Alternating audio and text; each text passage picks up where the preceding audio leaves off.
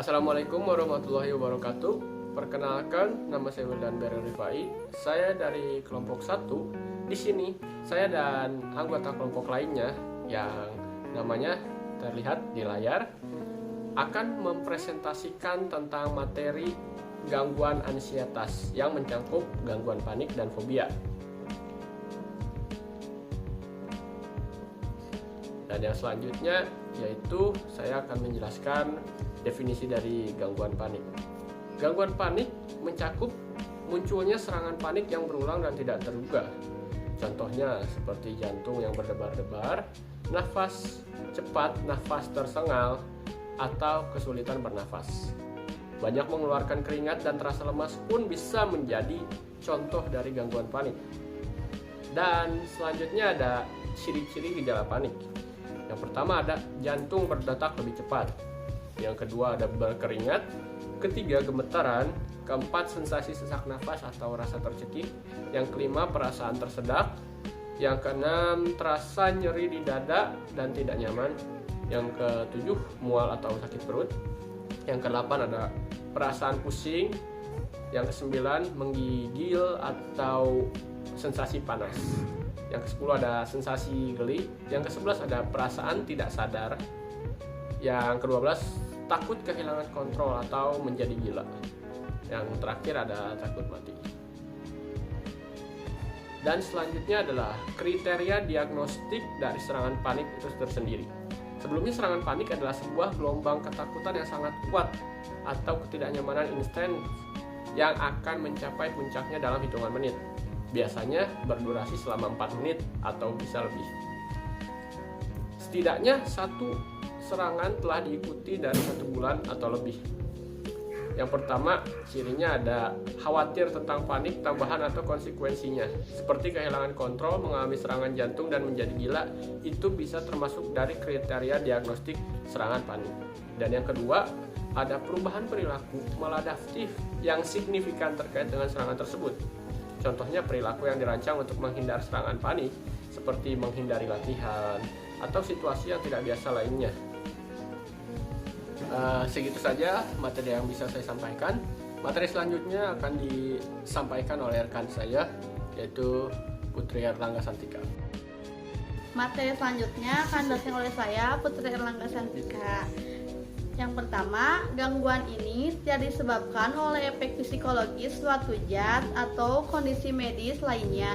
Misalnya hipertiroidisme, gangguan kardiopulmoner. Yang kedua, gangguan ini tidak dijelaskan dengan baik sebagai mental disparate social situation, seperti dalam gangguan kecemasan sosial.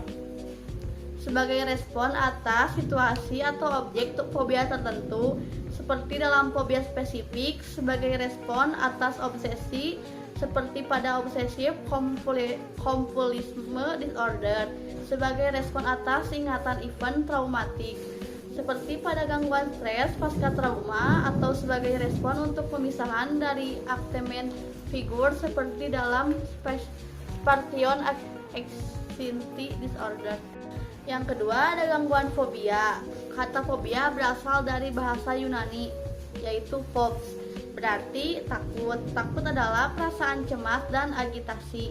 Sebagai respon terhadap ancaman, gangguan fobia adalah rasa takut yang persintes terhadap objek atau situasi yang tidak sebanding dengan ancamannya. Gangguan fobia sosial. Fobia sosial adalah ketakutan menetap dan tidak rasional yang umumnya berkaitan dengan keberadaan orang lain. Individu yang menderita fobia biasanya mencoba menghindari situasi yang membuatnya mungkin dinilai dan menunjukkan tanda-tanda kecemasan atau berperilaku secara memalukan. Yang kesatu ada pedoman diagnostik. Gejala psikologi perilaku atau otonomik yang timbul harus merupakan manifestasi sekunder dari asitesnya dan bukan sekunder dari gejala-gejala lain, seperti misalnya waham atau pikiran obsesif. Yang kedua, ansietas harus mendominasi atau terbatas pada situasi sosial tertentu outside the family circle. Yang ketiga, menghindari situasi fobik harus atau sudah merupakan gejala yang menonjol. Selanjutnya akan dijelaskan oleh Fajar. Ya, terima kasih. Selanjutnya ada kriteria diagnosis. Yang pertama, menandai ketakutan atau kecemasan terhadap satu atau lebih situasi sosial, di mana individu terlihat oleh pengamatan yang mungkin dilakukan oleh orang lain. Contohnya termasuk interaksi sosial, misalnya melakukan percakapan, bertemu orang asing, merasa diamati ketika sedang makan ataupun minum, dan tampil di depan orang lain memberikan pidato. Yang kedua, individu merasa takut melakukan sesuatu. Jika menunjukkan gejala kecemasan, akan ditanggapi negatif atau akan dipermalukan, menuju pada penolakan atau penyerangan orang lain. Selanjutnya ada agorafobia. Agorafobia berasal dari bahasa Yunani yang berarti takut kepada pasar, yang sugestif untuk ketakutan berada di tempat-tempat terbuka dan ramai. Selanjutnya ada pedoman diagnostik. Yang pertama, gejala psikologis, perilaku atau otonomik yang timbul harus merupakan manifestasi primer dari ansietasnya dan bukan sekunder dari gejala-gejala lain seperti misalnya waham atau pikiran obsesif. Yang kedua, ansietas yang timbul harus terbatas pada terutama terjadi dalam hubungan dengan setidaknya dua dari situasi berikut. Yang pertama, banyak orang, keramaian, tempat umum, berpergian keluar rumah, dan berpergian sendiri. Yang ketiga, menghindari situasi fobik harus atau sudah merupakan gejala yang menonjol atau penderita menjadi hostbound. Selanjutnya ada kriteria diagnosis. Yang pertama, menandai ketakutan atau kecemasan terhadap suatu objek atau situasi tertentu, misalnya seperti terbang, ketinggian, binatang, jarum suntik, dan darah. Yang kedua, objek atau situasi fobia hampir selalu memancing ketakutan atau kecemasan tiba-tiba. Yang ketiga, objek atau situasi fobia secara aktif dihindari atau diatasi dengan ketakutan atau kecemasan yang kuat. Ya, selanjutnya pembahasannya akan dilanjutkan oleh Sahrul. Baik, selanjutnya akan dilanjutkan oleh saya.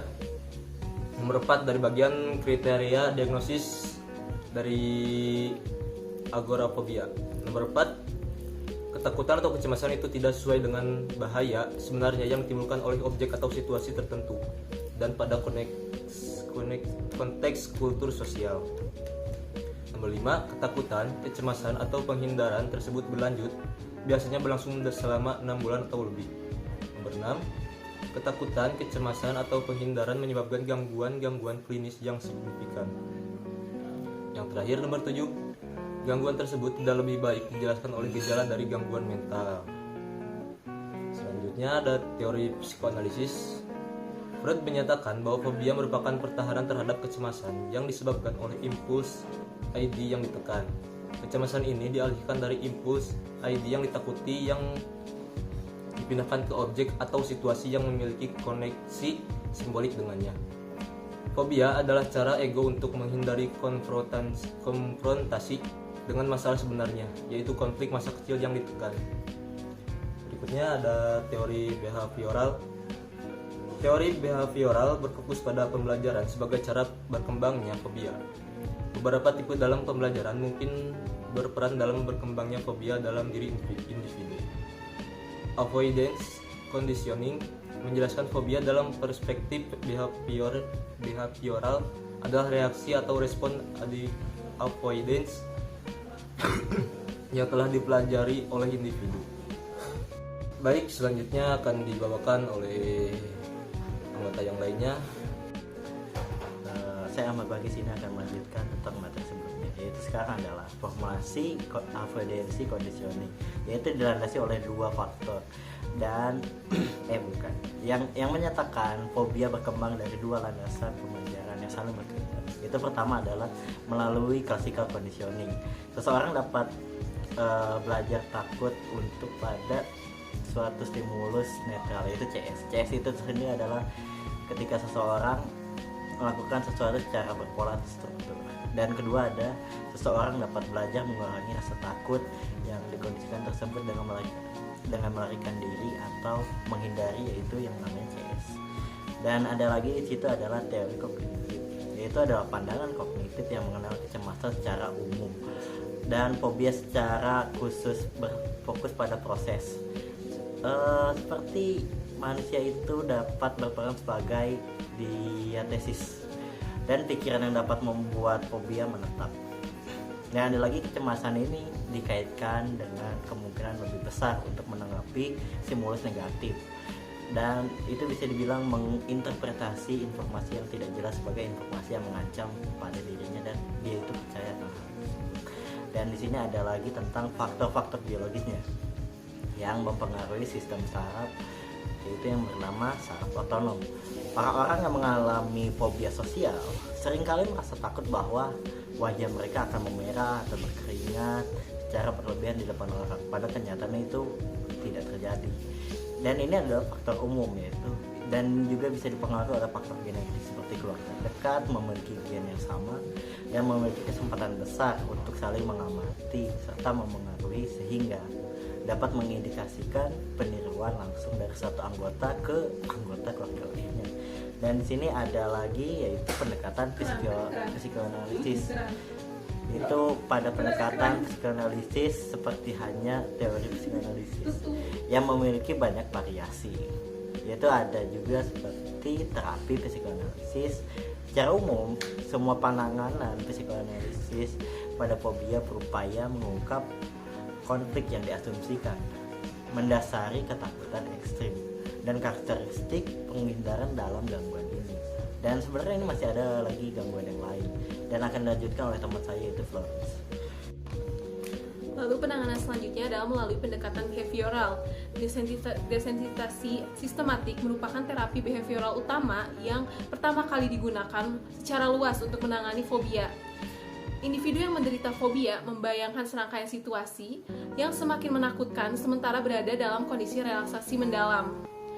Di dalam pendekatan behavioral ini juga terdapat flooding, yaitu teknik terapeutik di mana klien dipaparkan dengan sumber fobia dengan intensitas penuh.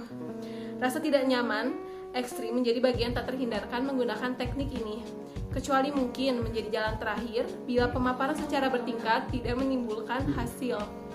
Selanjutnya ada pendekatan kognitif. Terapi kognitif bagi fobia spesifik dipandang dengan skeptis karena karakteristik utama penentu fobia. Rasa takut fobia diakui penderitanya sebagai rasa takut yang berlebihan atau tidak beralasan. Secara kontras berkaitan dengan fobia sosial, metode kognitif semacam itu kadangkala dikombinasikan dengan pelatihan keterampilan sosial yang lebih menjanjikan. Mereka mungkin dipersuasikan oleh terapis untuk menilai reaksi orang lain terhadap mereka secara akurat dan untuk tidak terlalu bergantung pada persetujuan orang lain untuk mempertahankan perasaan bahwa diri kita ini bermakna. Lalu yang selanjutnya ada pendekatan biologis. Dalam tahun-tahun terakhir, obat-obatan pada awalnya dikembangkan untuk menangani depresi. Antidepresan menjadi populer digunakan untuk menangani masalah ansietas termasuk fobia.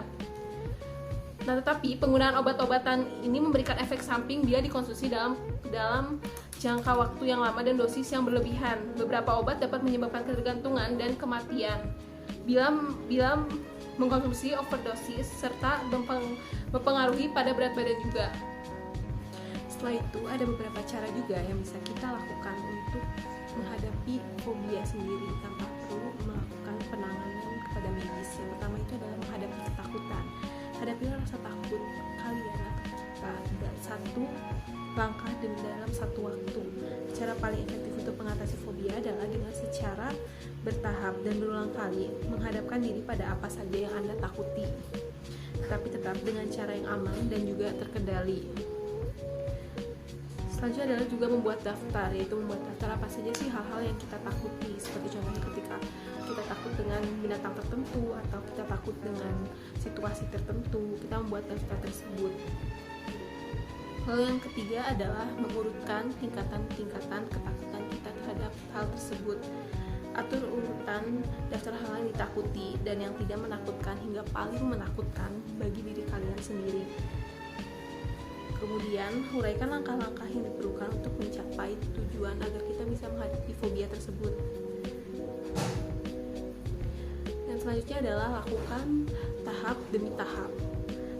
Mulailah dengan tingkat yang pertama, jangan lakukan ke tahap selanjutnya sebelum kalian merasa bahwa tahap sebelumnya sudah terpenuhi. Pastikan dulu bahwa kalian merasa bahwa fobia kalian yang sebelumnya itu sudah dapat teratasi. Dan kalian juga bisa mulai merasa lebih nyaman terhadap sesuatu yang sebelumnya kalian tidak ingin lihat, kalian tidak ingin sentuh atau kalian tidak rasakan. Bila memungkinkan, tetap berada dalam tahap pertama agak lama agar kecemasan tersebut bisa hilang atau berkurang hingga Anda bisa terbiasa. Setelah terbiasa dan tanpa merasa terlalu cemas, Anda dapat melanjutkan ke tahap berikutnya. Yang selanjutnya adalah rutin melatih diri. Makin sering berlatih, maka makin cepat pula kemajuan yang Anda dapatkan. Jangan terburu-buru dan lakukan sesuai dengan kemampuan diri Anda. Pada dasarnya Anda akan merasa tidak nyaman dan merasa cemas saat menghadapi ketakutan. Namun perasaan itu hanya sementara. Bila Anda terus melatih diri, kecemasan itu akan segera hilang atau memudar. Contohnya, ketika Anda takut pada suatu hewan, Anda bisa saja mulai melihat video hewan tersebut. Lalu setelah itu, Anda lanjut ke tahap-tahap berikutnya. Tapi tetap, jika Anda merasa bahwa fobia yang Anda miliki sudah terlalu berat, maka Anda harus tetap melakukan pada penanganan medis. Itulah mungkin bahan pembelajaran yang dapat kami berikan dari kelompok 1. Semoga apa yang kami sampaikan dapat bermanfaat bagi kalian semua. Mohon maaf bila banyak kekurangan dalam penyampaian. Wassalamualaikum warahmatullahi wabarakatuh.